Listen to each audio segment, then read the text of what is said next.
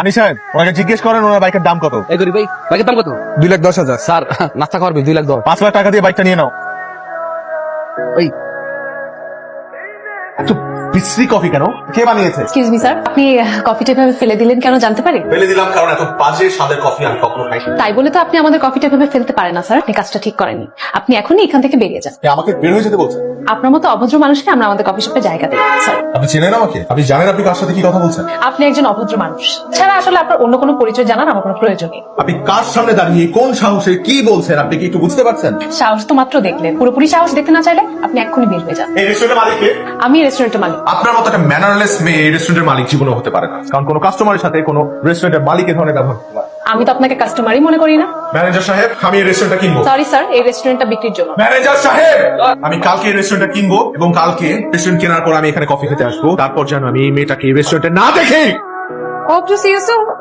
আমি এই কফি শপে কিনতে চাই, সেটা যে কোনো মূল্যেই হোক। আমি ওই কফি শপে পা রাখবো তখনই যখন আমি কফি শপে কিনতে পারবো। এবং কফি শপে কিন্তু সবার আগে আমি প্রত্যেকটা কফির কাপ আনবো। আপনার ম্যাডাম কি ডাকুন? সরি স্যার, তন্দ্রা ম্যাডাম বলেছেন ওনার সাথে দেখা করতে হলে আপনাকে ভেতরে যেতে হবে। আমি এই কফি শপ না কেনার আগ পর্যন্ত ভিতরে যাব না।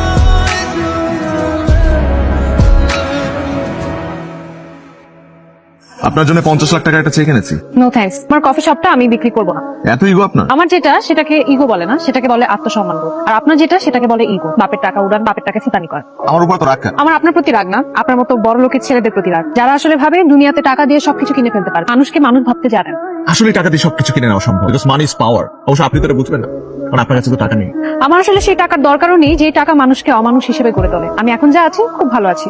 অবশ্য আমি আপনাকে বোঝাতে চাই যে টাকা দিয়ে আপনি একটা 5 স্টার হোটেল থেকে কিনতে পারবেন, কিন্তু আমার যে ছোট ক্যাফেটা আছে না, সেটা আপনি কখনো কিনতে পারবেন না। মাইন্ডেড।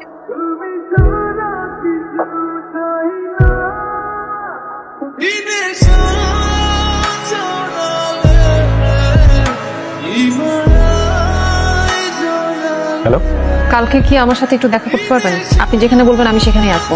আপনার আসতে হবে না, আমি নিজেই আপনার কফি শপের সামনে চলে আসবো। এছাড়া তোর মায়ের চিকিৎসার আর কোনো উপায় ছিল না। মায়ের চিকিৎসার উপর তো আসলে কিছু নেই। তুই রাগ করিস না মা, আমি খুব অসহায়। এরকম হাজারটা কফি শপ হতে পারবে, তবে মায়ের জীবনটা তো আবার চলে আসতে পারবে।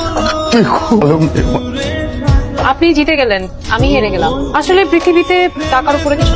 শুধু শুধু ঝামেলা বললেন, মন খারাপ করবেন না। আমি আসি, আপনি ভালো থাকবেন। আর আপনার ইগোর জন্য হলেও আমার মায়ের চিকিৎসার ব্যবস্থা হয়েছে।